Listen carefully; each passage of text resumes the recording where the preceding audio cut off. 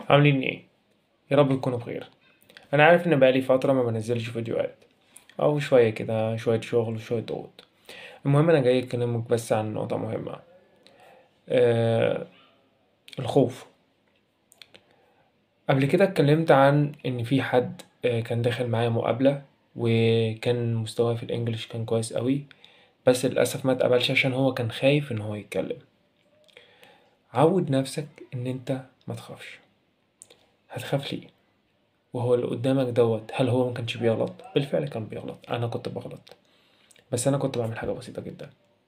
انا لو غلطت، تمام، كنت باخد فيدباك، والفيدباك ده كان بيساعدني. طب انا تخطيت النقطه دي ازاي؟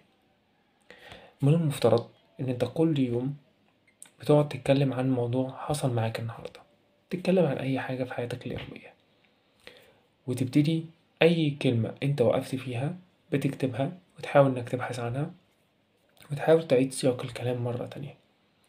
نفس اللي انا بقوله دوت ابراهيم عادل كان منزله في فيديو ليه، ان انت المفروض كل يوم تتكلم 5 دقايق في موضوع، ولو وقفت في كلمة قولها باللغة العربية وابحث عنها. دي حاجة كويسة. الحاجة التانية، انت محتاج ان انت تسمع انجليش كتير، تسمع انجليش كتير جدا، عشان عقلك اللاواعي يبتدي يساعدك في الامر ده. طب هيساعدني ازاي؟ لما انت تتعلم تسمع من نيتيف، تسمع الكلام بشكل صحيح حتى لو انت ما كنت قاعد مشغول.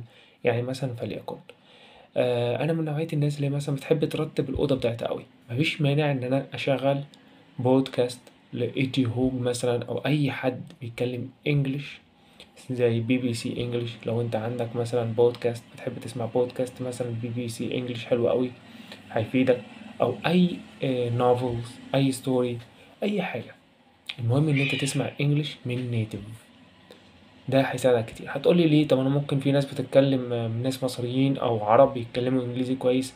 انا عارف ان في ناس عرب بيتكلموا انجليزي كويس، بس انا عايزك تسمع من نيتيف، وده عن تجربة شخصية، لان ده هيفرق معاك كتير قوي.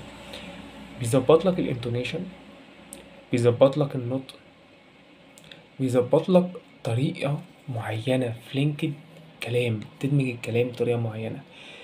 انا عارف ان في ناس شاطرة جدا، وعارف ان هما مش شرط ان هما يكونوا كده، بس اتعود ان انت تسمع نيتيف. ده افيد يعني احسن ليك بكتير قوي، وهتلاقيه بيفرق معاك كتير جدا. فتعود ان انت ما تخافش انك تتكلم. ايه المشكله لما انا ادخل انترفيو وما اتقبلش؟ يعني ايه اقصى حاجه؟ طب انا ممكن ادخل انترفيو، تمام، وما اتقبلش، بس اخد منه فيدباك، ادخل انترفيو تاني بالفيدباك اللي هو بتاع الانترفيو اللي قبليه، وتنجح. وده اللي بالفعل اللي حصل معايا، ده فضل وتوفيق من ربنا، وحصل مع ناس تانية كتير. ده في ناس انا سمعت عنها، وفي بعض الناس أنا أعرفها شخصيا حاولت أكتر من مرة، اترفضت وقدمت واترفضت وقدمت واترفضت وقدمت، بس كل مرة بتتعلم أكتر.